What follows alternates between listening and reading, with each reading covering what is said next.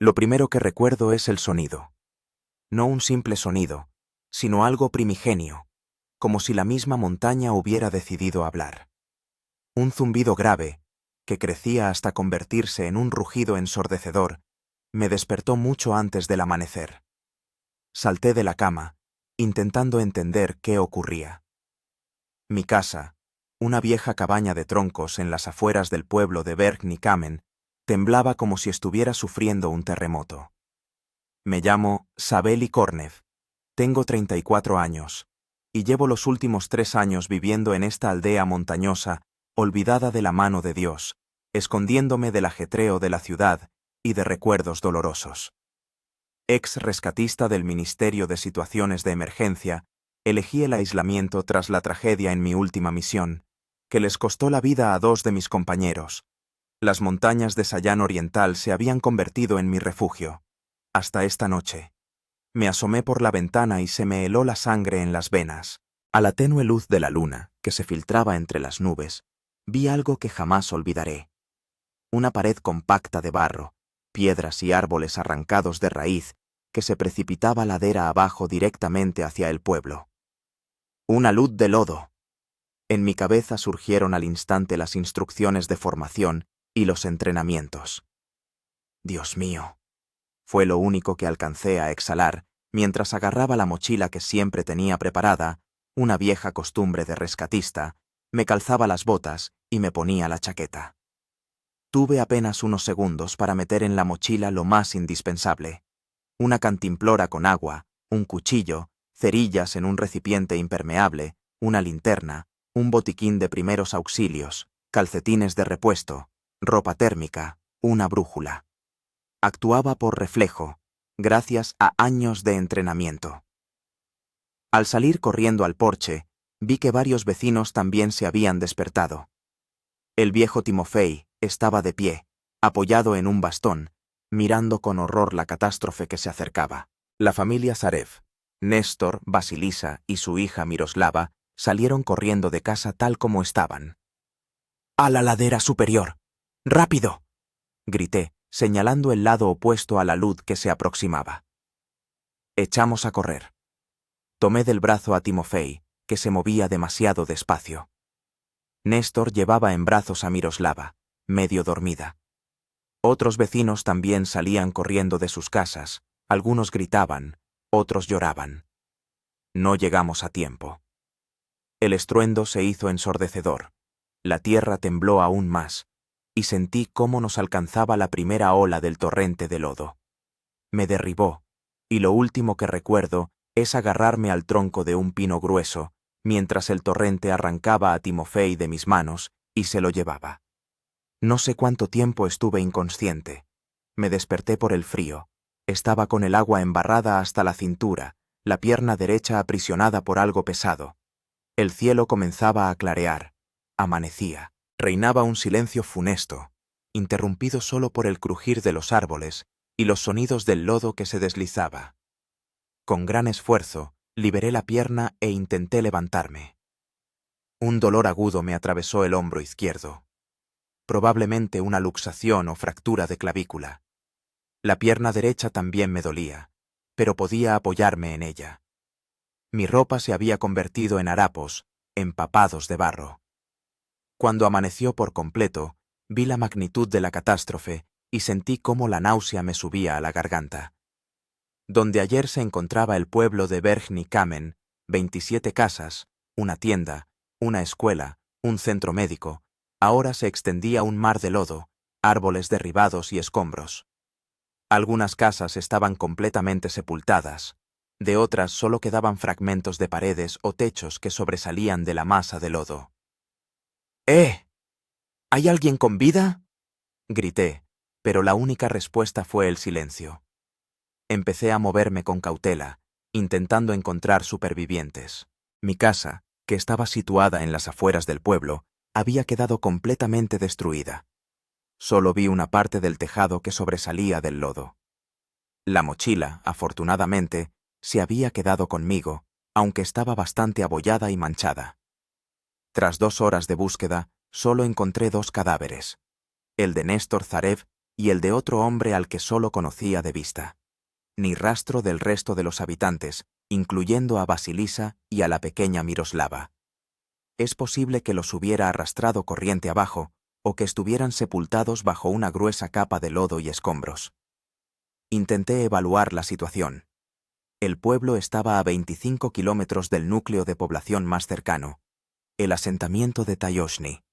La carretera que nos conectaba con el mundo exterior, una estrecha pista de tierra que serpenteaba por la ladera de la montaña, había sido completamente destruida por el alud. En el pueblo nunca había cobertura de telefonía móvil, solo un teléfono satelital en el edificio de la administración, que ahora yacía en ruinas.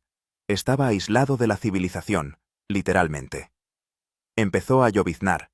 El cielo se cubrió de densas nubes y me di cuenta de que tenía que encontrar refugio urgentemente. La lluvia podía provocar nuevos deslizamientos de tierra o incluso un nuevo alud. No muy lejos, vi un cobertizo que había sobrevivido. Un gran peñasco lo había protegido, desviando la mayor parte del flujo.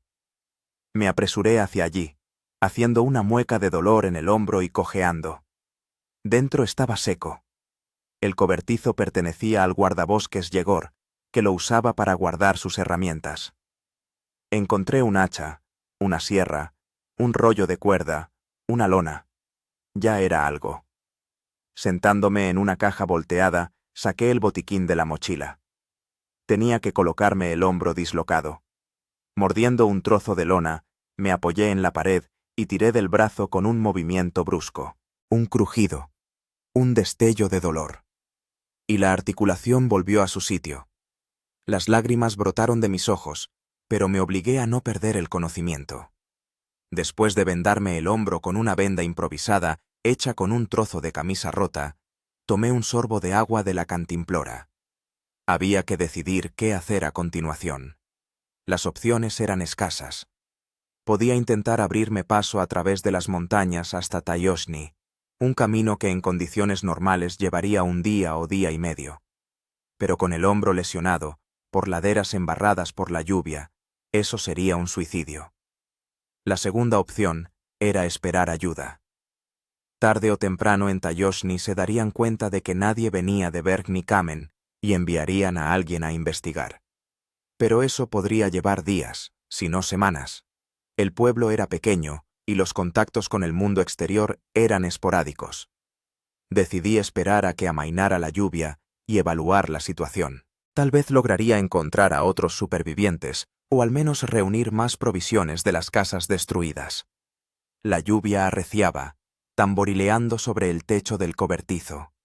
Me apoyé contra la pared, cerré los ojos, y por primera vez en toda la mañana, me permití sentir todo el horror de lo sucedido. El pueblo estaba destruido. La gente con la que había convivido durante 3 años probablemente estaba muerta. Estaba solo en medio de un mundo devastado, con provisiones mínimas, herido y sin esperanza de recibir ayuda. «Cálmate, Sabeli», me dije en voz alta. «Eres rescatista. Sabes qué hacer». Pero en el fondo sabía que esta sería la prueba más dura de mi vida. La lluvia no cesó en todo el día. Me quedé sentado en el cobertizo, escuchando los sonidos del exterior, temiendo oír un nuevo rugido de alud acercándose. Afortunadamente, no pasó nada parecido, aunque varias veces oí estruendos, probablemente desprendimientos de tierra o árboles socavados por la lluvia que se caían. Aproveché ese tiempo para evaluar mis recursos y mi estado. En la mochila encontré más cosas útiles de las que esperaba. Una navaja plegable con un juego de herramientas, un hornillo de gas compacto con una bombona, un termo, desafortunadamente, agrietado, una bolsa con frutos secos, un botiquín con un kit básico de medicamentos, incluyendo antibióticos y analgésicos, una linterna con pilas de repuesto, un rollo de alambre delgado, una brújula, un mapa de la zona, mojado pero legible, un encendedor y una caja de cerillas en un recipiente impermeable, un saco de dormir ligero, enrollado en una bolsa de compresión. En el cobertizo encontré algunos objetos útiles más: un bidón de queroseno, una vieja lámpara de queroseno, varios rollos de cuerda de distintos grosores, Una lona, un hacha, una sierra, un martillo, clavos, aparejos de pesca. Mi estado físico no era ideal, pero sí tolerable. El hombro, después de recolocar la dislocación, me dolía, pero la movilidad volvía gradualmente. En la pierna derecha encontré un corte profundo justo por encima del tobillo. Lo lavé con agua de la cantimplora y lo traté con un antiséptico del botiquín. Tenía el cuerpo cubierto de moretones y rasguños, pero nada que pusiera en peligro mi vida. Hacia el atardecer, la lluvia comenzó a amainar. Decidí salir y volver a inspeccionar el lugar del desastre, con la esperanza de encontrar supervivientes o al menos reunir más provisiones. La escena era apocalíptica. La riada de lodo había pasado a través de todo el pueblo, arrasando todo a su paso. Donde antes había casas, ahora solo se alzaban montañas de barro con escombros sobresaliendo de ellas. El aire estaba impregnado del olor a tierra mojada, madera rota y algo más. Un olor pesado, metálico, que conocía demasiado bien por mi trabajo en el Ministerio de Situaciones de Emergencia. Avanzaba lentamente por el borde de la riada de lodo, tratando de no arriesgarme y no adentrarme en zonas inestables. Varias veces me pareció oír gritos o gemidos, pero al acercarme solo encontraba el crujido de los árboles dañados o el murmullo del agua. Llevaba como una hora vagando entre las ruinas, cuando de repente oí un sonido débil, no un gemido, sino más bien un ligero quejido. Me quedé paralizado, tratando de determinar la fuente del sonido. Venía de debajo de los escombros de una casa, que estaba en el lado opuesto de mi vivienda. Caminando con cuidado sobre la superficie inestable, llegué a la fuente del sonido. No era una persona, sino el hocico sucio de un perro que asomaba por debajo de una tabla, aprisionada por un tronco pesado. La reconocí. Marta, una perra mestiza que pertenecía a la familia Zaref. «Tranquila, niña», susurré, arrodillándome. «Ahora te sacaré de aquí». La perra estaba atrapada entre los escombros, pero aparentemente no había sufrido heridas graves, simplemente no podía salir. Utilizando un trozo de tubo metálico como palanca, levanté el tronco lo suficiente para que Marta pudiera salir. Estaba cubierta de barro, temblaba, pero parecía no tener daños graves. «Buena niña», le acaricié la cabeza. «¿Has visto a Miroslava o a Basilisa?» La perra solo gimió suavemente, acurrucándose contra mis piernas. De repente, me di cuenta de que no solo había encontrado un perro, sino que había encontrado un compañero. En una situación de total aislamiento, incluso esa compañía era inestimable. «Vamos, Marta, tenemos que encontrar comida y un refugio mejor». Continuando la búsqueda, encontré una casa parcialmente intacta en el extremo del pueblo. La parte trasera había sido destruida por la riada de lodo, pero la parte delantera, que daba a la ladera opuesta, había resistido. Después de comprobar cuidadosamente la estabilidad de la estructura, decidí que este lugar serviría como refugio temporal mejor que el cobertizo. Dentro de la casa reinaba el caos. Los muebles estaban volcados, las cosas desperdigadas, pero encontré algunos objetos útiles. Una cacerola, una sartén, varias latas de conservas, sal, té, azúcar, cerillas, velas, una manta caliente. En el armario encontré ropa limpia, un poco grande para mí, pero en esa situación no podía ponerme exigente. Me cambié a ropa seca, encendí un pequeño fuego en la estufa que se había salvado y puse a calentar agua que había recogido en una olla durante la lluvia. Marta se acurrucó junto al fuego, tiritando todavía. Mientras se calentaba el agua, volví a salir. El sol ya se estaba poniendo y me daba cuenta de que pronto estaría demasiado oscuro para buscar. Pero tuve suerte. A 50 metros de la casa, encontré una bodega cuya puerta solo estaba parcialmente cubierta de barro. No sin dificultad, limpié la entrada y bajé. La bodega pertenecía a Lada Stepanovna, una herbolaria local que hacía provisiones para el invierno a escala industrial. Los estantes estaban repletos de botes con encurtidos, mermelada, setas en vinagre, bayas secas y hierbas. En una esquina había sacos de patatas y cebollas, varias botellas con savia de abedul e infusiones. Era un auténtico tesoro. Cogí unos cuantos botes y un saquito de patatas, suficiente para empezar. Decidí dejar el resto en la bodega. Allí se conservaría mejor que si lo trasladaba todo a la casa.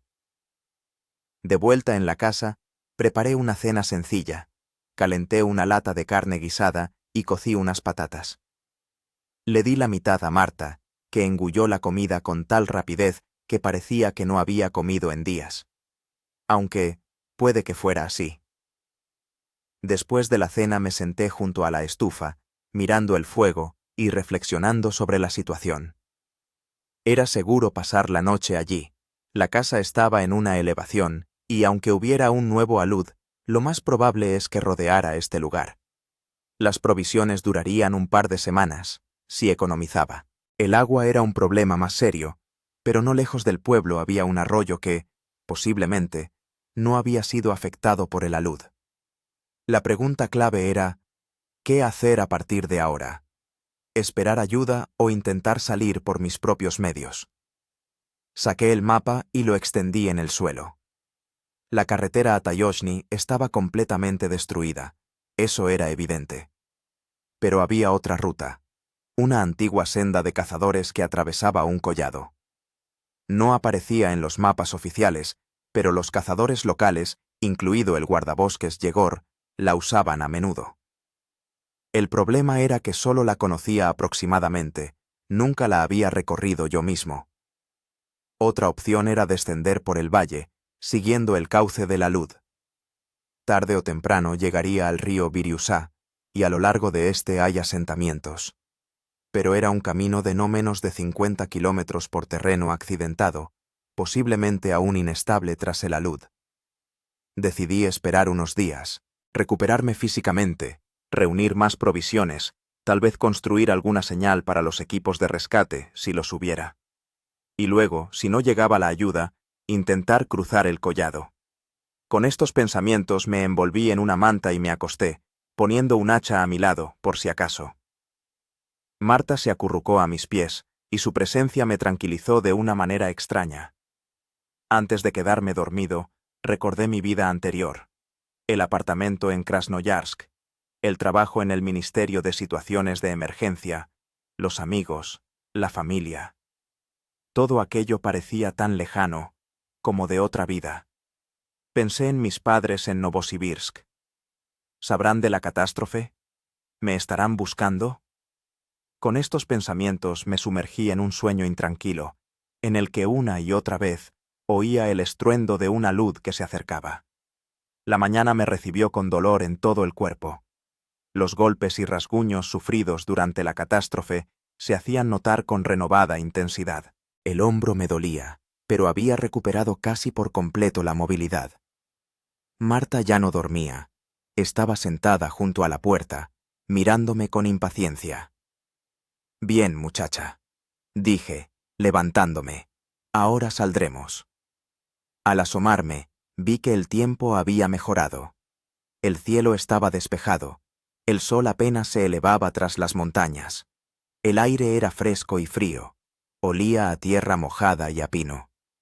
Lo primero que decidí hacer fue comprobar el arroyo.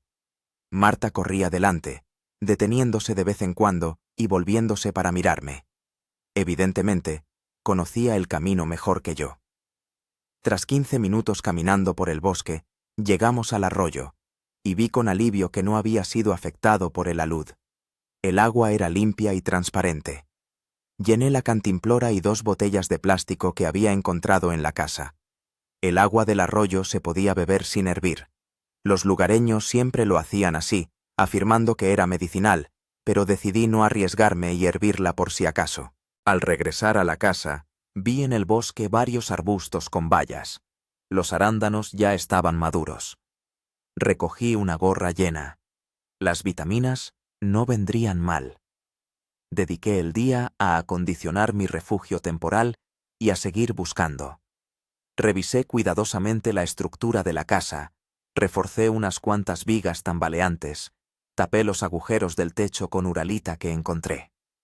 En una de las habitaciones organicé un almacén de provisiones. Trasladé allí todos los alimentos, herramientas, ropa que había encontrado. Después de comer volví a buscar supervivientes. Recorrí metódicamente el pueblo destruido, deteniéndome de vez en cuando y escuchando. Marta me ayudaba. Olía los escombros. A veces empezaba a escarbar, pero por desgracia no encontramos a nadie vivo. A cambio, logré encontrar algunos objetos útiles más. Una radio de pilas, por desgracia, solo captaba estática. Una lámpara de queroseno con una reserva de queroseno, varios libros, aparejos de pesca, un hacha de mejor calidad que la que había encontrado antes. Por la noche, sentado junto a la estufa y rebuscando entre las cosas que había encontrado, oí un sonido extraño proveniente del exterior. No era el rugido de una luz, sino algo parecido a un zumbido grave. Al asomarme a la ventana, vi un helicóptero. Volaba bastante alto, claramente inspeccionando la zona. Salí corriendo, agitando los brazos y gritando, pero el helicóptero ya había sobrevolado el pueblo y se alejaba. Volaba demasiado alto y rápido para notar una figura solitaria. Este hallazgo me dio esperanzas. Significaba que conocían la catástrofe y que se estaban llevando a cabo tareas de búsqueda. Pero también comprendí que necesitaba crear una señal más visible. De vuelta en la casa, empecé a planear. Al día siguiente me puse manos a la obra para crear una señal. En una explanada cerca de la casa, formé las grandes letras SOS, con piedras y trozos de pizarra. Cada letra medía aproximadamente 3 metros de altura. Algo así debía ser visible desde el aire. Además, improvisé una bandera con un trozo de tela brillante, una cortina de la casa y un palo largo. La instalé en el tejado de la casa. El color rojo debía llamar la atención. El tercer día lo dediqué a recolectar leña. Aunque era verano, las noches en las montañas eran frías y el fuego en la estufa era imprescindible. Además, comprendía que si tenía que quedarme aquí durante mucho tiempo, la reserva de leña sería necesaria tanto para cocinar como para calentarme. Trabajar con el hacha era doloroso para mi hombro, pero me obligaba a continuar. La actividad física no solo me ayudaba a obtener los recursos necesarios, sino que también me distraía de los pensamientos sombríos. Marta siempre estaba cerca. Resultó ser una excelente compañera, inteligente, leal y, lo que era importante, útil. Me advertía de la proximidad de animales salvajes.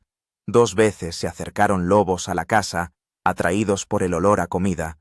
Me ayudaba en la búsqueda, y su presencia me daba la sensación de no estar del todo solo. Al cuarto día decidí comprobar el estado de la carretera en dirección a Talleznoye. Fue una expedición de reconocimiento.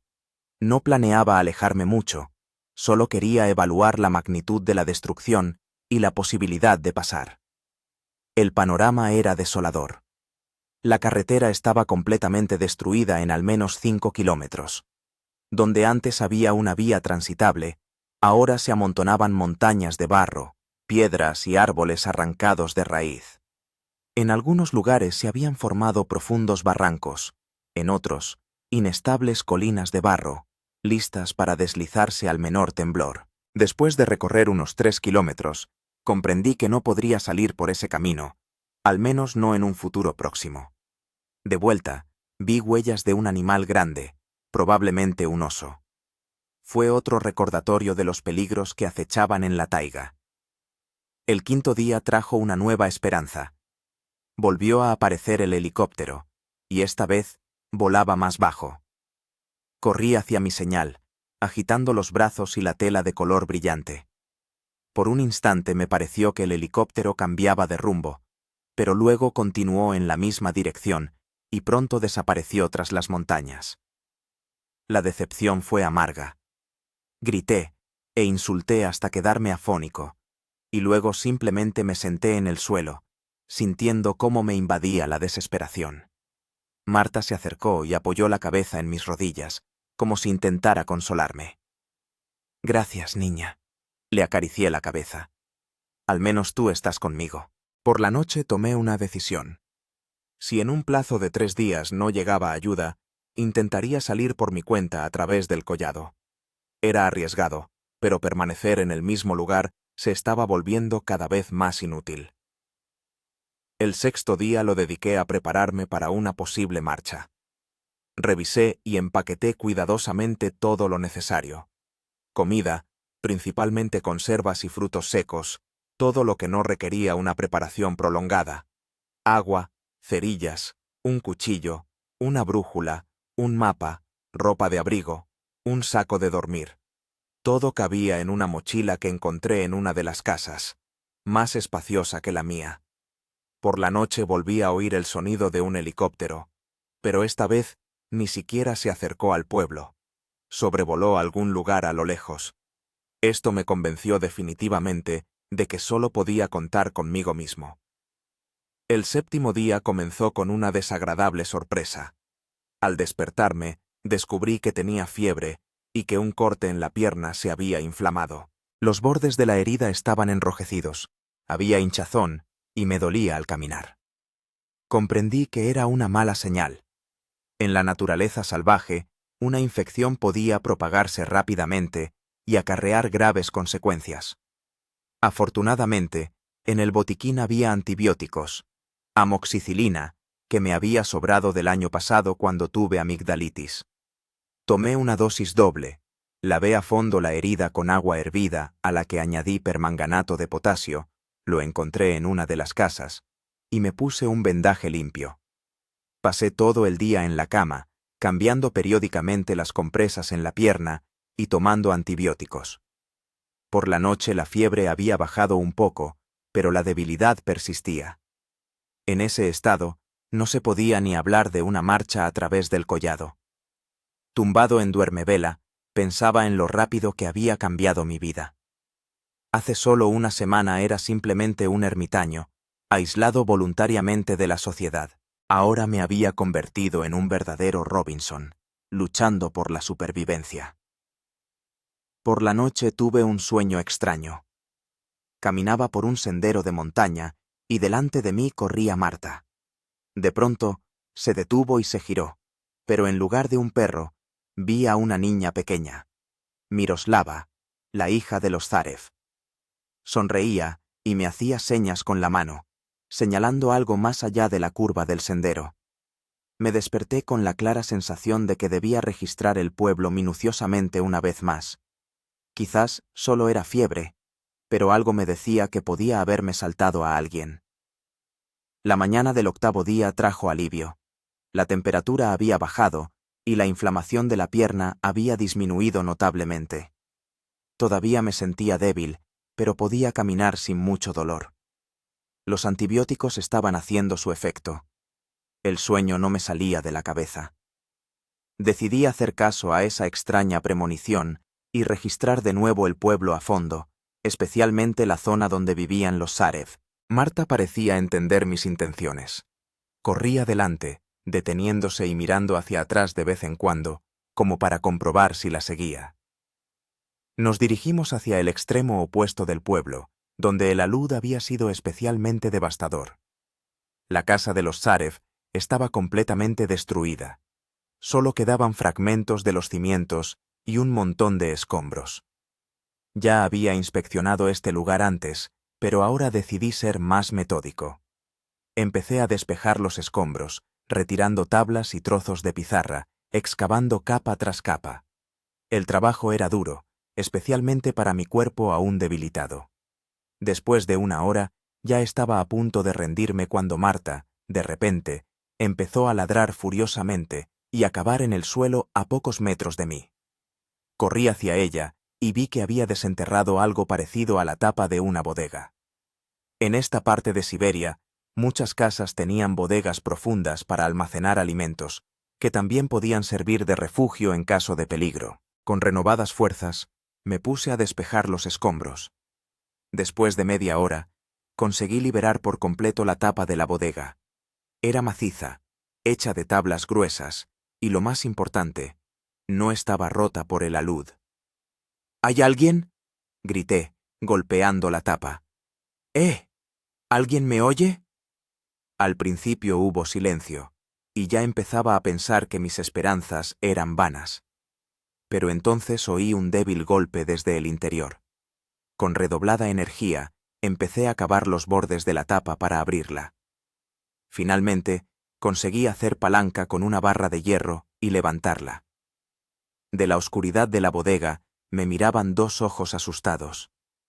Era Miroslava, la hija de 7 años de los Zarev. Junto a ella yacía inmóvil su madre, Vasilisa. «¿Tío Sabelí?», susurró la niña con voz ronca. «¿Ha venido a buscarnos?» «Sí, pequeña». Le tendí la mano. «Vamos, te ayudaré a salir». La niña estaba débil, pero podía moverse. Con cuidado, la saqué de la bodega. Estaba sucia, demacrada, pero al parecer sin lesiones graves, sin... «Mamá», susurró. «Ayude a mamá». Bajé a la bodega. Vasilisa yacía sobre una improvisada cama de mantas. Estaba inconsciente, pero respiraba. En su cabeza tenía un vendaje empapado de sangre seca. Con cuidado, examiné su estado. Grave traumatismo craneoencefálico, posiblemente una conmoción cerebral o algo peor. La pierna derecha estaba torcida de forma antinatural, probablemente una fractura. Pero estaba viva, y eso era lo principal. Con gran esfuerzo, conseguí sacar a Vasilisa de la bodega. Era ligera, demasiado ligera para una mujer adulta. ¿Cuántos días habían pasado allí, sin suficiente comida ni agua?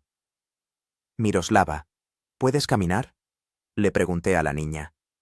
Asintió, aunque se notaba que cada paso le costaba mucho. «Entonces, vámonos. Llevaré a tu madre a un lugar seguro y tú sígueme. Marta te ayudará». La perra, como si entendiera de qué se trataba, se acercó a la niña y la empujó suavemente con el hocico. El camino hasta mi refugio temporal no era demasiado largo, alrededor de 1 kilómetro, pero con la carga en brazos y la niña debilitada, parecía interminable. Varias veces nos detuvimos para que Miroslava pudiera descansar. Finalmente, llegamos a la casa. Acosté a Vasilisa en la cama y senté a Miroslava junto a la estufa, envolviéndola en una manta. «Ahora te prepararé algo de comer», dije, encendiendo el fuego. «Y luego me ocuparé de tu madre». La niña me miraba con los ojos muy abiertos, en los que se leía una mezcla de miedo, esperanza y cansancio. «¿Qué le ha pasado al pueblo?», preguntó en voz baja. «¿Dónde están todos?». No sabía cómo explicar la magnitud de la catástrofe a una niña de 7 años. ¿Cómo decirle que, probablemente, todos los demás habitantes habían muerto?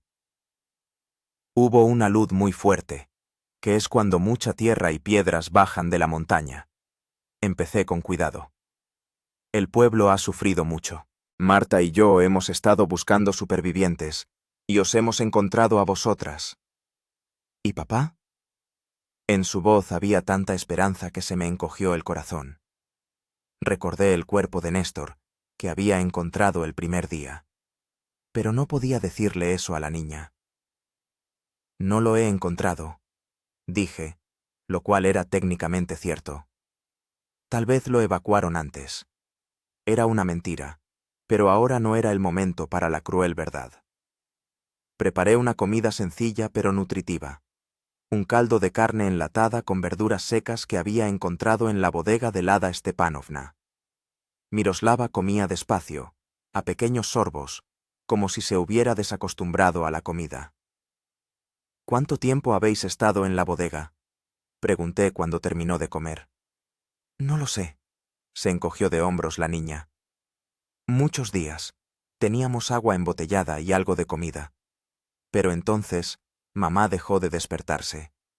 Ella nos contó que, la noche de la riada de lodo, Néstor los despertó y les dijo que bajaran rápido al sótano. Él los ayudó a bajar y luego fue a buscar a los vecinos. No lo volvieron a ver. Durante la riada, algo pesado cayó sobre la tapa del sótano. Quedaron atrapadas. No podían abrir la tapa desde dentro. Tenían algunas provisiones guardadas en el sótano y unas cuantas botellas de agua. Vasilisa se había golpeado la cabeza cuando intentaba levantar la tapa. Llevaba 2 días inconsciente, y Miroslava no sabía qué hacer. Mientras la niña hablaba, examiné a Vasilisa con más detenimiento. El golpe en la cabeza era grave, pero por suerte la herida ya empezaba a cicatrizar. La limpié con antiséptico y le puse una venda limpia. Con la pierna era más complicado. Era una fractura, y además, compleja. Con cuidado, le enderecé la extremidad y le improvisé una férula con 2 tablillas y tiras de tela. Luego intenté verterle un poco de agua en la boca a Vasilisa. Ella tragó por instinto, una buena señal. Seguí dándole agua poco a poco hasta que me aseguré de que había bebido lo suficiente. «Tu madre es fuerte», le dije a Miroslava, que no se apartaba de la cama de su madre. «Se pondrá bien». No estaba seguro de ello, pero tenía que darle esperanza a la niña. Por la noche, le preparé una cama a Miroslava cerca de la estufa. Se durmió enseguida, agotada por lo que había pasado. Yo me quedé sentado junto a la cama de Vasilisa, comprobando su pulso y su respiración de vez en cuando. La situación había cambiado radicalmente. Ahora era responsable no solo de mí mismo, sino también de la vida de una mujer y una niña. Salir a través del paso con ellas sería imposible, al menos hasta que Vasilisa recuperara la consciencia y estuviera lo suficientemente fuerte para viajar.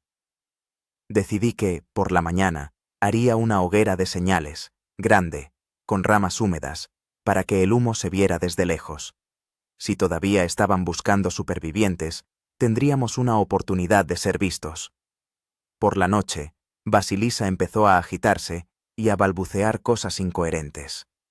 Le volvió a subir la fiebre. Le puse compresas frías en la frente y le di a beber una infusión de hierbas que encontré entre las provisiones de Lada Stepanovna, que era conocida por sus infusiones curativas. Por la mañana, la fiebre había bajado un poco, pero Vasilisa seguía sin recuperar la consciencia por completo. Solo abría los ojos a veces y miraba con la mirada perdida. El 9º día comenzó con nuevas preocupaciones. Miroslava se despertó más animada que el día anterior. Después del desayuno, gachas hechas con sémola que encontré, incluso se ofreció a ayudarme. «Puedo cuidar de mamá mientras usted hace la hoguera de señales», dijo con una seriedad impropia de su edad. Acepté, dándole instrucciones claras sobre qué hacer si el estado de Vasilisa cambiaba. Marta se quedó con ellas. Otra par de ojos no vendrían mal. Elegí un lugar para la hoguera en una loma despejada, desde donde el humo se vería bien. Recogí ramas secas para la base y húmedas para el humo. El trabajo me llevó casi todo el día, pero el resultado valió la pena. Cuando encendí la hoguera, una columna de humo blanco y denso se elevó alto en el cielo. Mantuve el fuego durante varias horas, añadiendo ramas húmedas y hierba de vez en cuando. El sol ya se ponía cuando oí el sonido que tanto esperaba: el rugido de un helicóptero. Esta vez volaba directamente hacia la columna de humo. Empecé a agitar un trozo de tela de color vivo que había cogido para ese propósito. El helicóptero descendió e hizo un círculo sobre el claro. Obviamente me había visto. Vi cómo se abría la puerta y alguien me saludaba con la mano. Luego, algo fue arrojado desde el helicóptero. Un pequeño contenedor con paracaídas. Aterrizó no muy lejos de mí. Dentro del contenedor encontré una radio, varios paquetes de comida y medicamentos, y una nota. «Permanezcan en el lugar. Evacuación mañana por la mañana, si el tiempo lo permite. Informen el número de supervivientes y su estado». Con el corazón latiendo con fuerza, encendí la radio. «Atención, atención. Habla Sabeli Kornev desde Verkhny Kamen.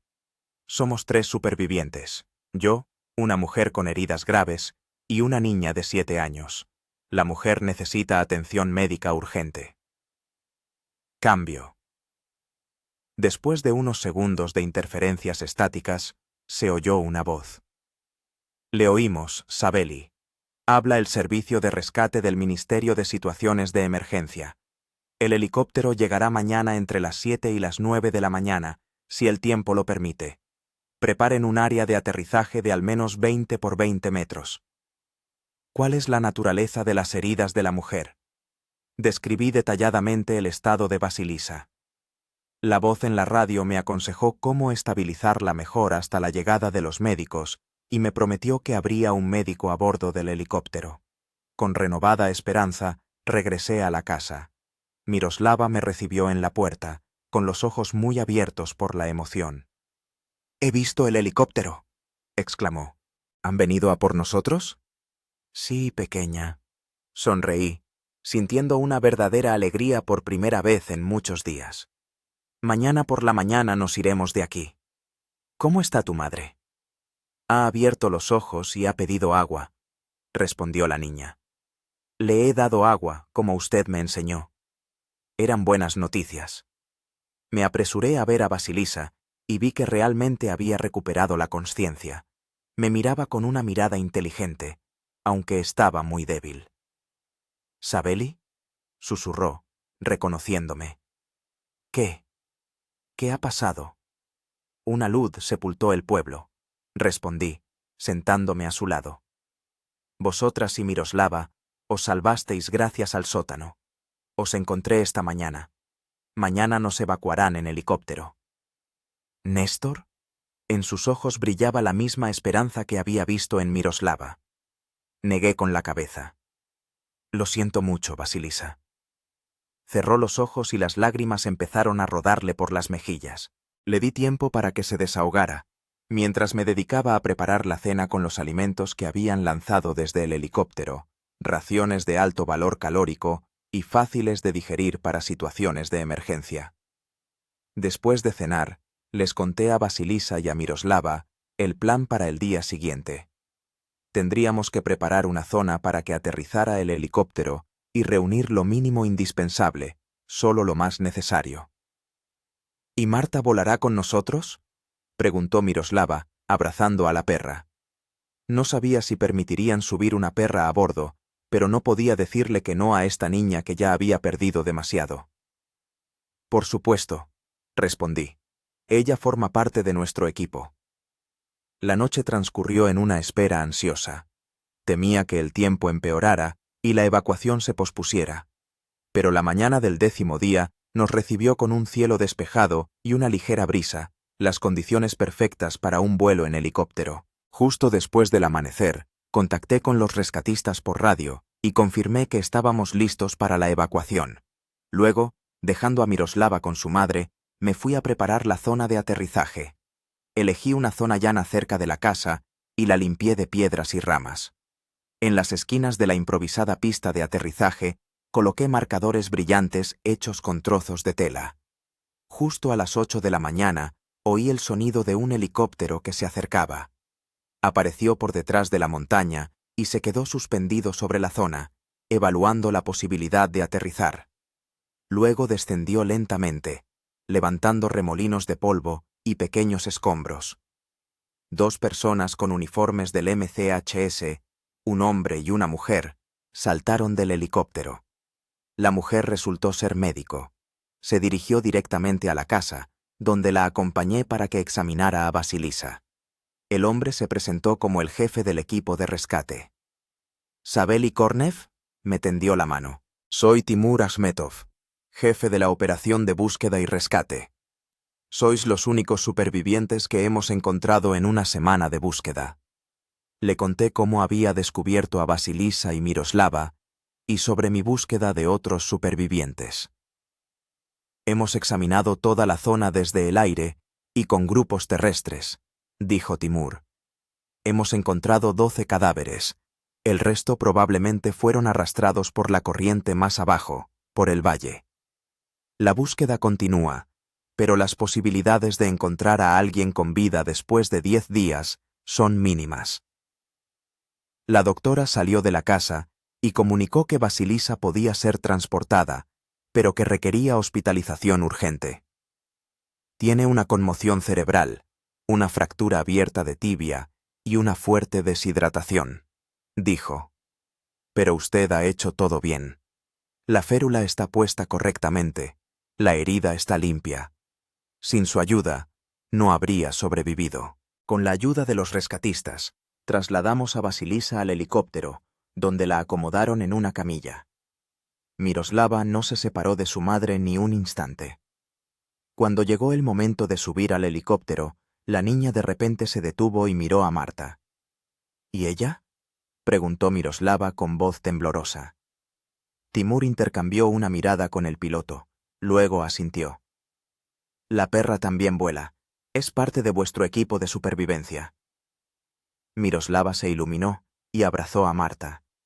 Eché una última mirada al pueblo destruido, a la casa que se había convertido en nuestro refugio durante estos 10 días, a las montañas que casi se convierten en nuestra tumba. Una extraña sensación me invadió, una mezcla de alivio, tristeza y una nueva comprensión de la vida. Luego subí al helicóptero y despegamos, dejando atrás el lugar de la catástrofe que se había llevado tantas vidas, pero que me había dado un nuevo sentido a mi existencia. El helicóptero se elevó por encima del pueblo destruido y me pegué a la ventanilla, contemplando el panorama que se abría ante mí. Desde arriba, la magnitud de la catástrofe era aún más impresionante. Una amplia franja de destrucción se extendía desde la ladera superior de la montaña a través del pueblo y más abajo por el valle. El alud había recorrido al menos 15 kilómetros, arrasando todo a su paso. Timur se sentó a mi lado y me tendió una botella de agua. «Tienes un aspecto demacrado», dijo, alzando la voz por encima del ruido de los motores. «¿Cuánto pesas?» Me encogí de hombros. Nunca había controlado mi peso con especial cuidado, pero ahora la ropa me quedaba como un saco. Creo que he perdido unos 10 kilos en estos días. No me extraña, asintió Timur. Estrés, esfuerzo físico, alimentación limitada. Volamos a Tayezni. Allí hay un hospital. Tú también necesitas un chequeo. Asentí, aunque no me veía tan mal en comparación con Vasilisa. Ella yacía en una camilla conectada a un gotero. La doctora, que se llamaba Olga, comprobaba sus constantes vitales continuamente. Miroslava estaba sentada junto a su madre, tomándola de la mano. Marta se acurrucó a los pies de la niña, levantando la cabeza de vez en cuando y olfateando preocupada los olores desconocidos. «¿Cómo nos encontraron?», le pregunté a Timur. «He visto helicópteros antes, pero pasaban de largo». «Estábamos realizando una inspección sistemática de la zona», respondió. Los primeros días después del alud fueron difíciles. El tiempo no permitía utilizar la aviación y los grupos terrestres no podían abrirse paso entre los escombros. Cuando por fin empezamos los vuelos de reconocimiento, nos centramos en los lugares donde era más probable encontrar supervivientes. Ayer, uno de los pilotos vio humo de tu hoguera. Fue una jugada inteligente. Ya intenté hacer señales antes, dije. Puse SOS con piedras, colgué una bandera. Había poca visibilidad. Timur se encogió de hombros. El humo es más fácil de ver, sobre todo el humo blanco. Por cierto, ¿tú de dónde eres? En los documentos encontrados en el pueblo, no figuraba nadie con el apellido Kornev. Le conté mi historia, sobre mi trabajo en el Ministerio de Situaciones de Emergencia en Krasnoyarsk, sobre la tragedia que me llevó a tomar la decisión de alejarme de todo, sobre los 3 años que viví en Verny Kamen. Recuerdo ese caso, asintió Timur. 2 rescatistas murieron al derrumbarse un edificio. Fue hace 5 años, ¿verdad? 3 años y 8 meses, le corregí. Recuerdo cada día. ¿Y te has estado escondiendo en las montañas todo este tiempo?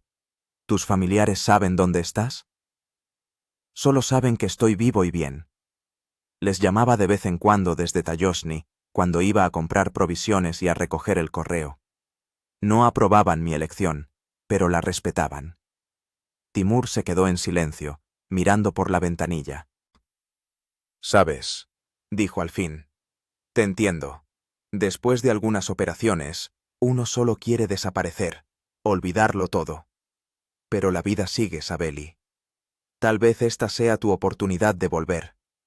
No respondí. Esa idea ya me había rondado la cabeza en los últimos días, pero no estaba seguro de si estaba preparado para regresar al mundo ordinario. El vuelo a Tayoshni duró unos 40 minutos. El poblado era más grande que el pueblo, unos 2000 habitantes, un hospital distrital, una escuela, una administración y varias tiendas. El helicóptero aterrizó en la plataforma junto al hospital, donde ya nos esperaba un equipo médico con una camilla. Se llevaron a Vasilisa directamente a la unidad de cuidados intensivos. Miroslava quería ir con ella, pero Olga le explicó con suavidad que primero los médicos debían examinar a su madre y luego podría visitarla. Y mientras tanto, también te tiene que examinar un doctor a ti, le dijo Olga a la niña, y a tu amigo Sabeli también. Nos llevaron a Miroslava y a mí a la sala de urgencias. La niña no soltaba mi mano y miraba con inquietud a Marta, a la que habíamos tenido que dejar en la calle. No se permitían perros en el hospital. No te preocupes, la tranquilicé. Timur cuidará de Marta, y nosotros saldremos enseguida. El examen confirmó lo que ya sabía. Agotamiento, deshidratación, múltiples contusiones y rasguños, inflamación de la herida en la pierna. Nada mortal, pero sí que requería tratamiento. Me pusieron una vía con solución salina y antibióticos, me limpiaron y me vendaron las heridas. Miroslava estaba en mejor estado de lo que esperaba. Al parecer, Vasilisa hacía todo lo posible para que su hija recibiera más comida y agua, sacrificándose ella misma. Después del examen, a la niña le dieron de comer y la llevaron a una sala donde podía descansar. Insistí en que no me hospitalizaran. Quería estar cerca de Miroslava cuando despertara y saber el estado de Vasilisa.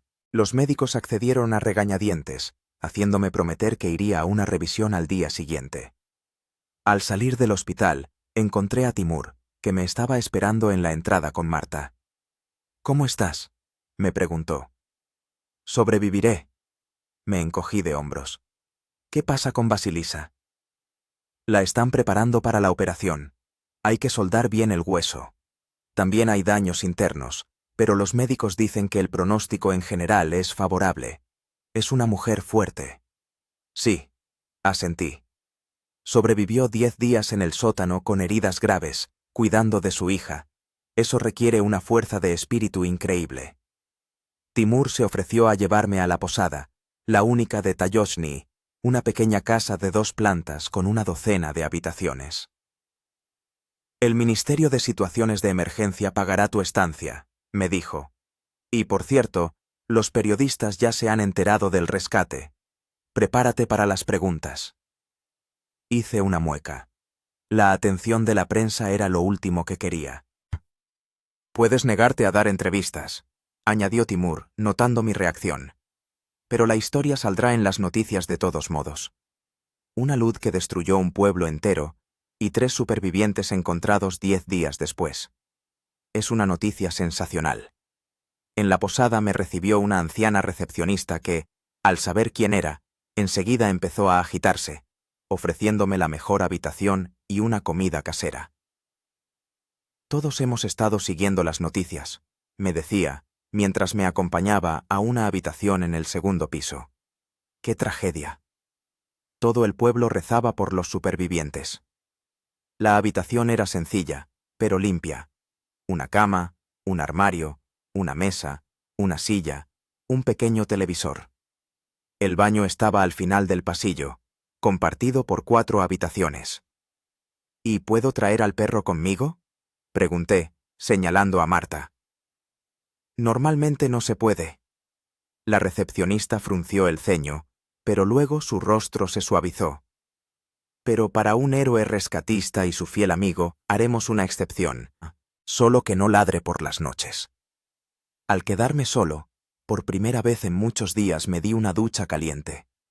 De pie bajo los chorros de agua, me permití relajarme por completo. La tensión de los últimos días comenzó a ceder, y en su lugar llegó el cansancio, profundo, que calaba hasta los huesos. Al volver a la habitación, encontré sobre la cama una pila de ropa limpia. Probablemente la recepcionista se había encargado de ello. La ropa era sencilla: vaqueros, una camiseta, un suéter, ropa interior, pero limpia y de mi talla. Me acosté en la cama, y Marta se acomodó a mi lado. A pesar del cansancio, el sueño no llegaba. En mi cabeza daban vueltas pensamientos sobre los últimos días, sobre Vasilisa y Miroslava, sobre la aldea destruida y los aldeanos que habían perecido. Una hora después, no pude más y regresé al hospital. Necesitaba saber el estado de Vasilisa y asegurarme de que Miroslava estuviera bien. En el hospital me informaron de que la operación había sido un éxito y que Vasilisa se encontraba en la unidad de cuidados intensivos. Su estado era estable, pero de momento no permitían visitas. Miroslava dormía en la sala infantil. La enfermera me dejó echar un vistazo, pero me rogó que no la despertara. La niña dormía acurrucada, hecha un ovillo, como si todavía estuviera en el estrecho sótano. Su rostro, mientras dormía, era sereno, y por primera vez noté lo mucho que se parecía a su madre. Los mismos rasgos finos, las mismas pestañas largas. Salí silenciosamente de la sala y me topé con Timur en el pasillo. «Sabía que te encontraría aquí», me dijo. «Vamos a tomar un café. Tenemos que hablar». Nos acomodamos en la cafetería del hospital. Timur pidió 2 cafés y unos sándwiches. «Mañana volvemos a Krasnoyarsk», dijo. «La operación de búsqueda se da por concluida oficialmente. Los equipos de tierra se quedarán unos días más, pero la fuerza principal se retira». Asentí. Era de esperar. Las posibilidades de encontrar a alguien con vida 10 días después de la catástrofe eran prácticamente nulas. «¿Qué va a pasar con Vasilisa y Miroslava?», pregunté. «En cuanto su estado se estabilice, las trasladarán al Hospital Regional de Krasnoyarsk. Allí hay mejores condiciones para la rehabilitación. Y después». Timur se encogió de hombros. «¿Tienen familiares?». «No lo sé», confesé. «No éramos cercanos. Se mudaron al pueblo hace unos 2 años». «Los servicios sociales se encargarán del asunto», dijo Timur. «¿Y tú? ¿Qué planes tienes?». Me quedé pensando. En los últimos 10 días no había pensado en el futuro más allá de la hora o el día siguiente. Ahora que el peligro inmediato había pasado, tenía que decidir qué hacer a continuación. «No lo sé», respondí sinceramente. «Mi casa está destruida. He perdido todas mis pertenencias. Ni siquiera tuve tiempo de coger mis documentos cuando empezó el alud». «Con los documentos te ayudaremos», asintió Timur.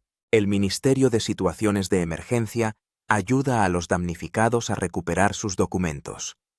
En cuanto a la vivienda y las pertenencias, el Estado pagará una indemnización, pero tardará un tiempo».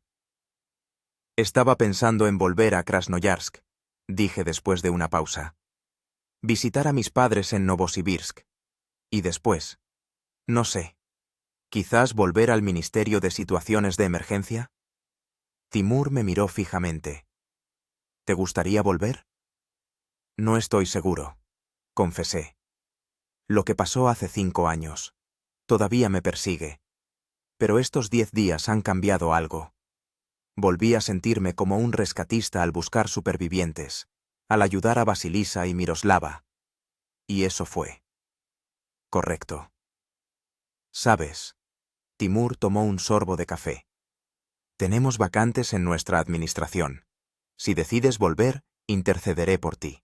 Siempre necesitamos rescatistas experimentados». Le di las gracias y prometí pensarlo.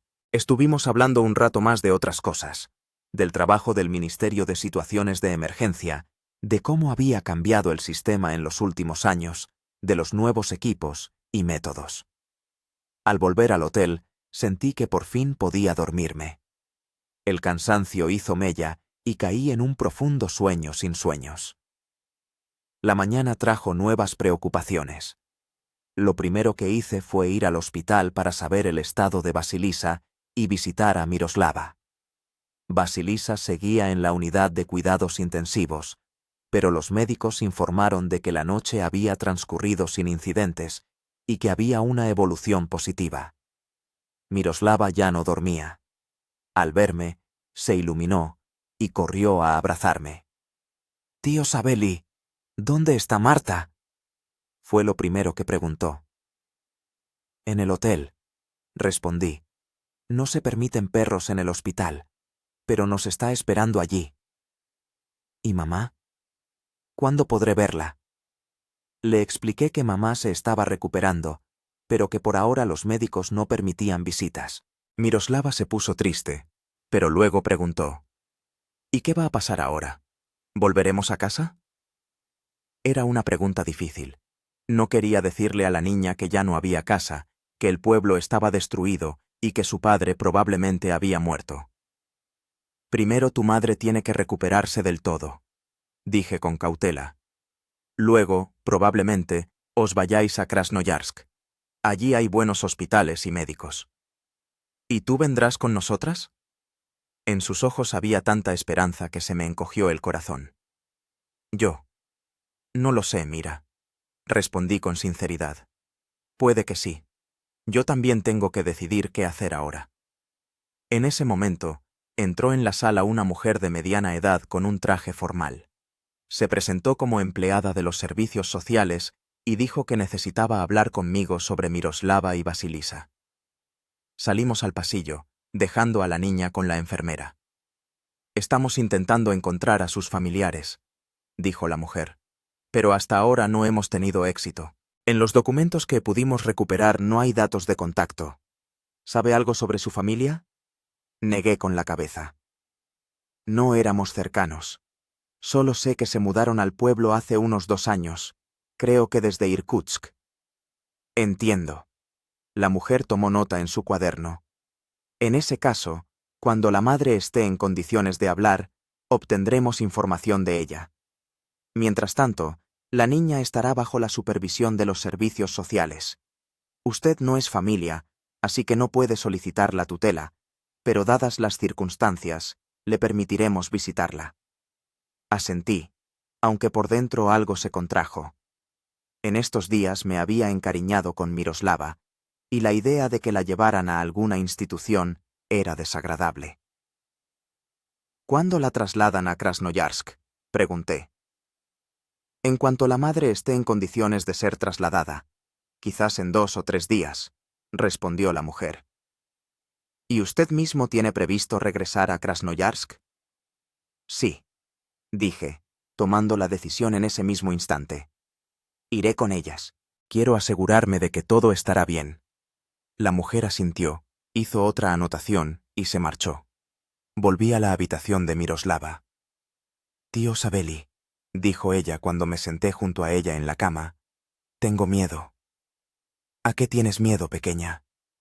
«A que mamá no se mejore, a que nos separen, a quedarme completamente sola».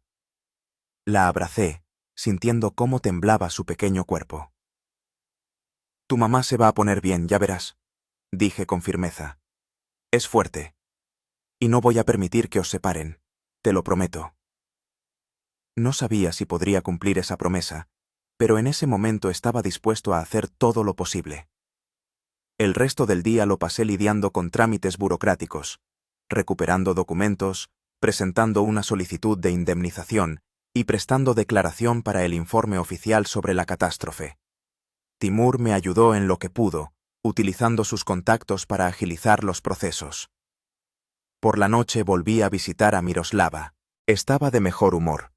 Los médicos le habían permitido ver brevemente a su madre a través del cristal de la sala de reanimación. Vasilisa estaba inconsciente, conectada a aparatos, pero Miroslava estaba feliz solo de ver que su madre estaba viva. «El médico dijo que mamá se despertará pronto», me informó, «y que iremos a una gran ciudad, donde le harán otra operación para que la pierna suelde bien». «Son buenas noticias», sonreí. «Ves, todo saldrá bien». «¿Y Marta? ¿Ella vendrá con nosotras?». No sabía cómo responder. Era poco probable que permitieran llevar al perro al hospital en Krasnoyarsk, y no estaba claro dónde viviría mientras Vasilisa y Miroslava estuvieran en el hospital. «Se me ocurrirá algo», prometí. «Marta se quedará con nosotros». Los 2 días siguientes transcurrieron esperando.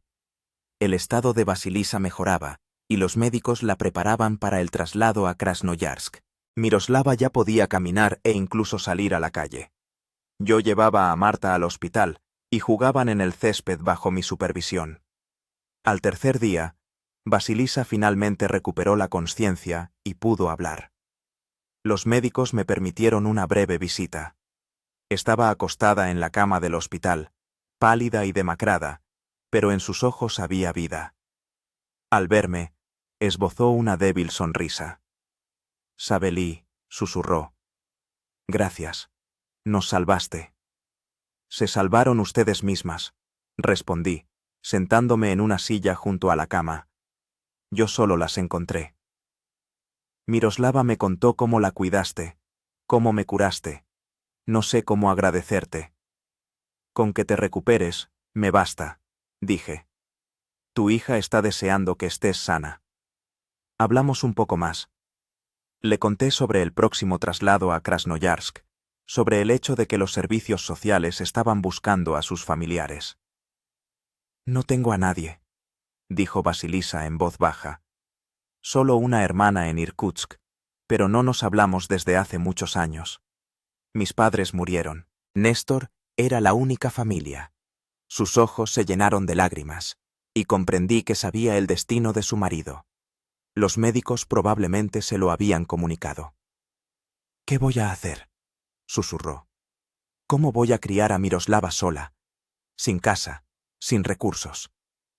«No estás sola», dije, tomándola de la mano. «Te ayudaré. Saldremos adelante juntos». No sabía de dónde habían salido esas palabras, pero, al pronunciarlas, comprendí que realmente lo pensaba. Durante estos días, Vasilisa y Miroslava se habían convertido para mí en algo más que simples víctimas rescatadas de la catástrofe. Se habían convertido en... ¿familia? No, aún es pronto para pensar así. Pero en alguien muy importante, eso seguro. Al día siguiente, llegó un helicóptero medicalizado desde Krasnoyarsk. Prepararon a Vasilisa para el traslado, colocándola en una camilla especial con fijaciones. A Miroslava le permitieron volar con su madre, y la niña estaba feliz de que no las separaran. Antes del despegue, me acerqué al helicóptero para despedirme. Miroslava me abrazó con fuerza. «¿Vendrás a vernos?», preguntó. «Por supuesto», prometí, «en cuanto termine aquí con todo. Y llevaré a Marta». Vasilisa me miraba con gratitud y algo más. ¿Esperanza? ¿Confianza? Extendió la mano, y la estreché con cuidado. «Te estaremos esperando», dijo en voz baja. El helicóptero despegó, llevándoselas a una nueva vida. Me quedé de pie en la plataforma, mirándolo alejarse hasta que desapareció en el horizonte. Junto a mí estaba sentada Marta, también siguiendo con la mirada al helicóptero que se marchaba. «Bueno, niña», dije acariciándola la cabeza, «a nosotros también nos toca seguir adelante». Ese mismo día terminé todos los trámites en Taeshny y compré un billete de autobús a Krasnoyarsk.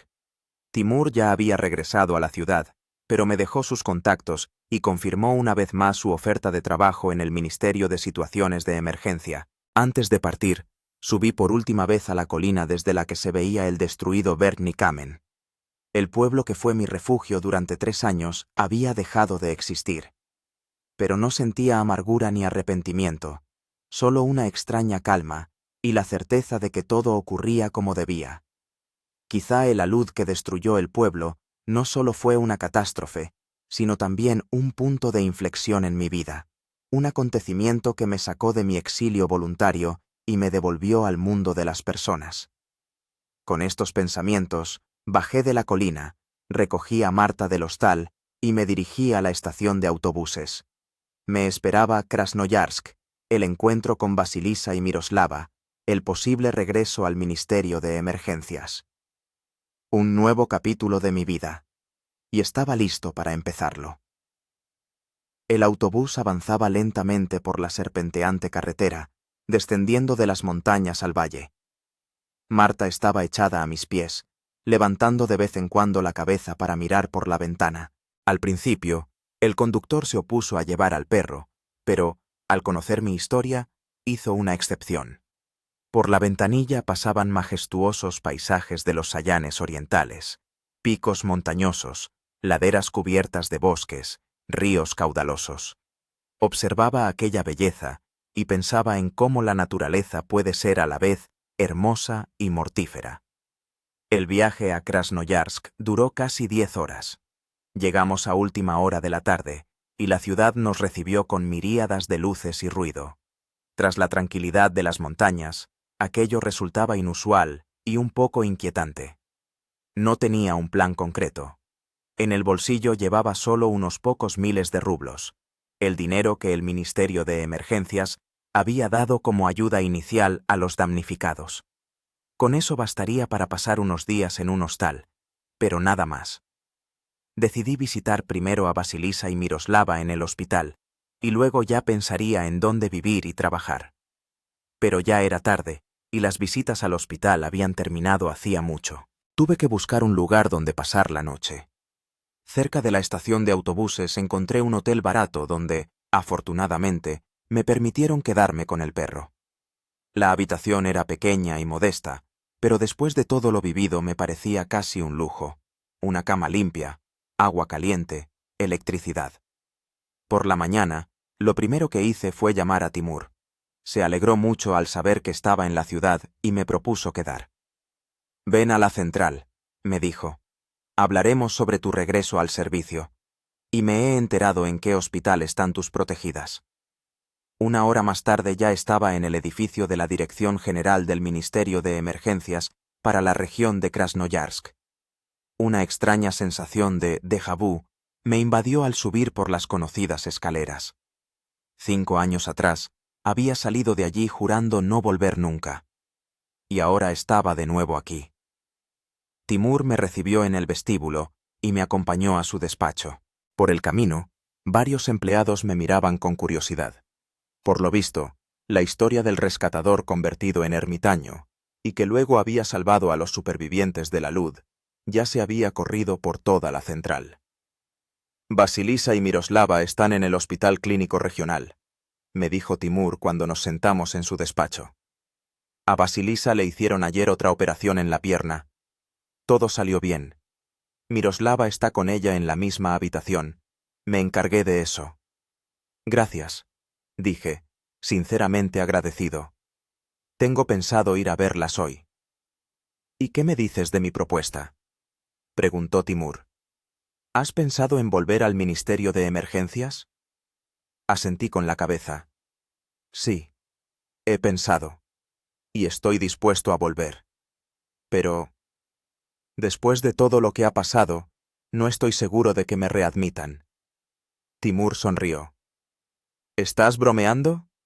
¿Después de que rescataras tú solo a 2 personas en condiciones extremas? Te van a recibir con los brazos abiertos. Los jefes ya lo saben y están muy interesados. Por supuesto, tendrás que pasar un reconocimiento médico, revalidar tus títulos, quizá recibir formación adicional. Pero encontraremos un puesto para ti. Hablamos de los detalles, plazos, documentos, trámites». Timur era optimista y creía que en un mes o mes y medio podría empezar a trabajar. «Y mientras tanto», añadió, «necesitas un sitio donde vivir. Tengo un conocido que tiene un piso vacío. No es nada del otro mundo, un apartamento de una habitación en un edificio viejo, pero tienes un techo sobre la cabeza. Te lo alquilará barato, dadas las circunstancias». Volví a darle las gracias. Timur resultó ser un verdadero amigo, aunque nos conocíamos solo desde hacía unos días. Después de la central, me dirigí al hospital. El Hospital Clínico Regional es un enorme complejo de edificios en las afueras de la ciudad. Encontré la sección que buscaba y le pregunté a la enfermera por la habitación de Vasilisa Zareva. «¿Es usted familiar?», preguntó con severidad. «No, pero…», titubeé, sin saber cómo explicar nuestra relación. «¡Es el rescatador!», se oyó una voz a mi espalda. Me di la vuelta y vi a una anciana con bata blanca, el que las salvó después de la luz. «Le vi en la televisión, jovencito. Pase, por supuesto». La enfermera se avergonzó y me indicó la dirección. Le di las gracias a la anciana y me dirigí por el pasillo. La habitación estaba al final del pasillo. Era individual, espaciosa, con una gran ventana. Basilisa estaba tumbada en la cama, con la pierna derecha metida en una compleja estructura de radios metálicos y barras, un aparato de Ilisarov, como supe después. A su lado, en una silla, estaba sentada Miroslava, dibujando algo en un cuaderno. Al verme, la niña soltó un grito de alegría y corrió a mi encuentro. «Tío Sabelí, has venido. ¿Y dónde está Marta?» «Marta está en el hotel», respondí, abrazándola. «No dejan entrar perros en el hospital, ya lo sabes». Basilisa me sonrió desde la cama. Se la veía mejor que en Taez Noe. El color de su rostro era más saludable y sus ojos brillaban. «Sabeli», dijo suavemente, «me alegra tanto verte». Me acerqué a su cama y tomé su mano con cuidado. «¿Cómo te sientes?» «Mejor». Apretó ligeramente mis dedos. «Los médicos dicen que la operación fue un éxito. En unos meses podré volver a caminar. Y ya casi no me duele la cabeza». Hablamos durante aproximadamente 1 hora. Basilisa me contó que los servicios sociales habían encontrado a su hermana en Irkutsk, pero que ésta no había mostrado ningún deseo de ayudarla ni de asumir ninguna responsabilidad. «No nos hablamos desde hace 15 años», explicó Basilisa. «Después de la muerte de nuestros padres hubo disputas por la herencia, una historia desagradable. En fin, no contaba con su ayuda». «¿Y qué planea hacer ahora?», le pregunté. Basilisa suspiró. «No lo sé. Los médicos dicen que la rehabilitación durará al menos 6 meses. Después tendré que buscar vivienda, trabajo. El seguro cubre el tratamiento y hay una compensación del Estado por la pérdida de la propiedad, pero eso no resuelve todos los problemas». «Encontré trabajo», dije. «Vuelvo al Emercom. Y, tal vez, pueda ayudar con la vivienda. Tengo algunos ahorros y...» «No». Basilisa negó con la cabeza. «Ya has hecho por nosotras más que nadie. Saldremos adelante». Había tal determinación en su voz que no insistí. Pero en el fondo sabía que no las abandonaría. Antes de irme, Miroslava me llevó aparte y me entregó un dibujo. En él aparecían 4 figuras: una mujer, una niña, un hombre y un perro, de pie frente a una casa. «Somos nosotros», explicó. «Tú, yo, mamá y Marta, nuestra nueva familia». No supe qué responder y simplemente la abracé. Las semanas siguientes pasaron volando entre trámites. Pasé el examen médico, inicié el proceso de recertificación, alquilé un apartamento que me ofreció Timur. Visitaba a Basilisa y Miroslava todos los días. A veces llevaba a Marta y le daba a la niña paseos por el recinto del hospital. Poco a poco nos fuimos acercando. Basilisa me contó su historia. La vida en Irkutsk, el encuentro con Néstor, la decisión de mudarse al pueblo después de que su negocio de construcción se arruinara. Ella era maestra de primaria, pero en el pueblo trabajaba en la oficina de correos, el único lugar donde necesitaban personal. Yo, a su vez, le conté mi pasado, mi trabajo en el Emercom, la tragedia que me llevó a Bergny-Kamen, los años de voluntario aislamiento. «Te culpabas de la muerte de tus compañeros», dijo una vez. «Pero ahora nos has salvado a nosotras. ¿Quizás es una especie de redención?»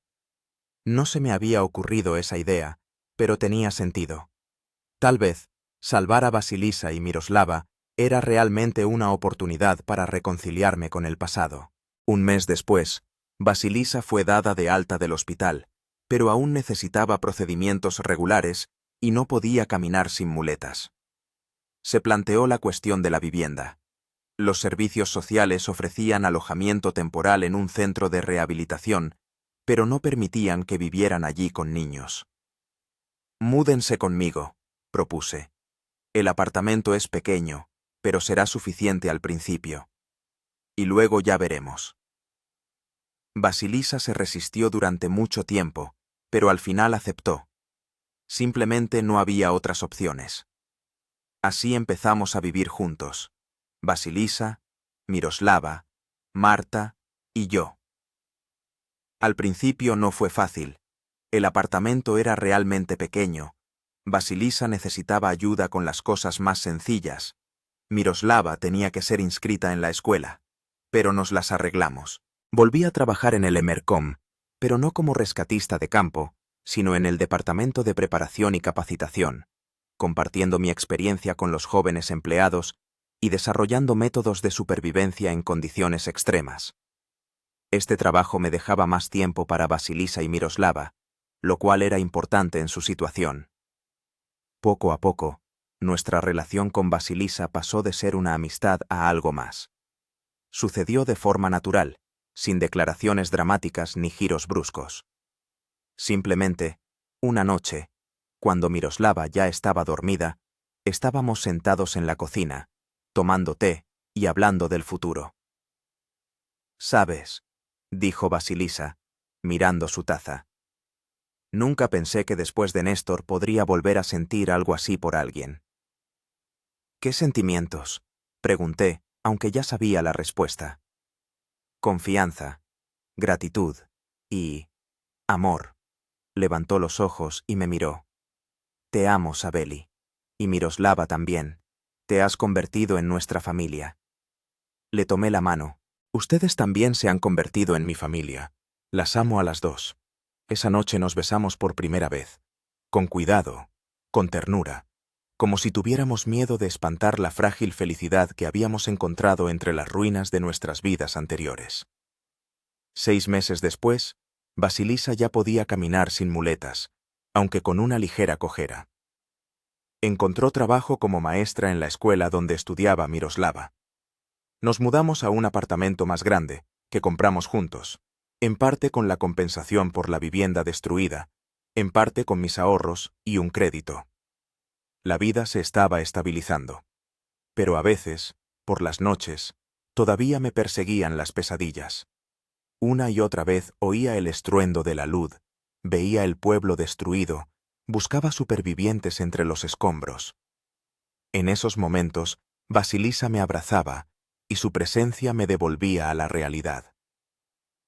Un día, casi un año después de la catástrofe, Miroslava, Marta y yo paseábamos por el parque.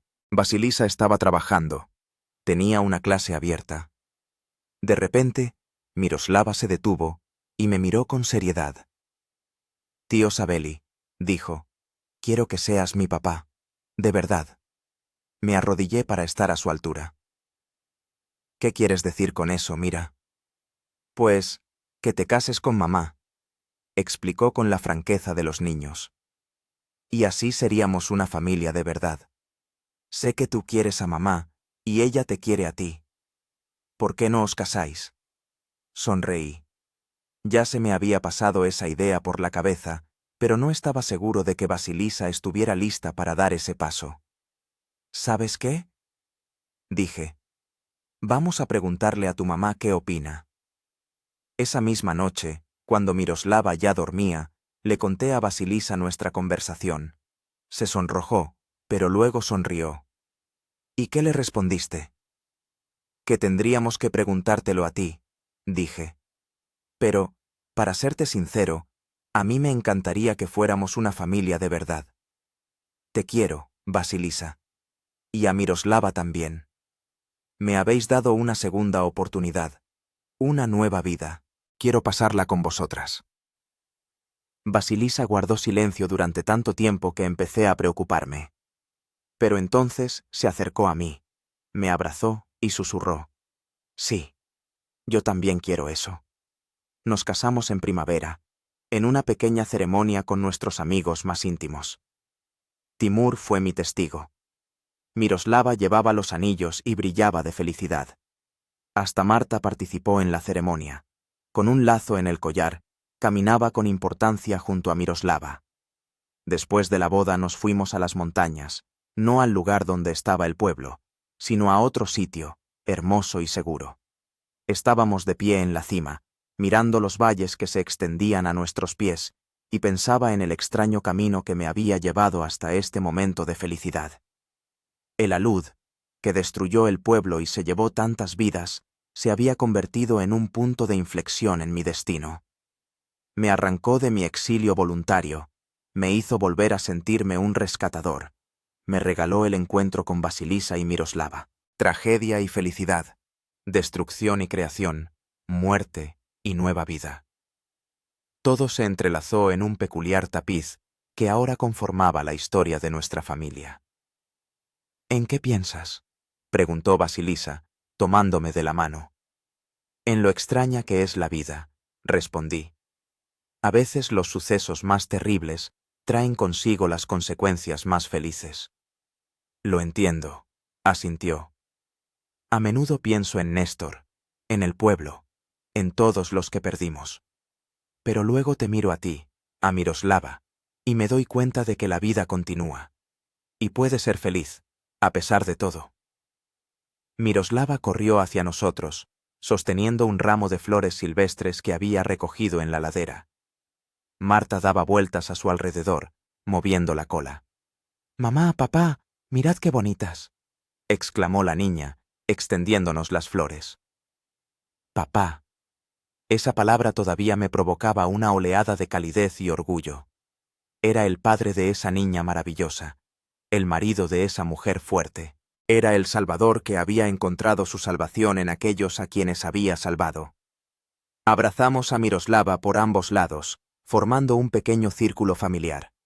Marta saltaba a nuestro alrededor, ladrando de alegría. En ese momento supe que todas las pruebas no habían sido en vano. Me habían traído a casa, no a un lugar en el mapa, sino a las personas que se habían convertido en mi verdadero hogar. El alud destruyó el pueblo, pero creó nuestra familia. Y por eso estaba agradecido al destino, a pesar de todas las pérdidas y el dolor. Bajamos de la montaña tomados de la mano, Vasilisa, Miroslava, yo y Marta, que corría por delante. Nos esperaba una nueva vida, nuevas pruebas y nuevas alegrías. Y estábamos listos para afrontarlas juntos, porque ahora sabíamos lo más importante. No hay dificultades que no se puedan superar si tienes a tu lado a quienes amas y te aman.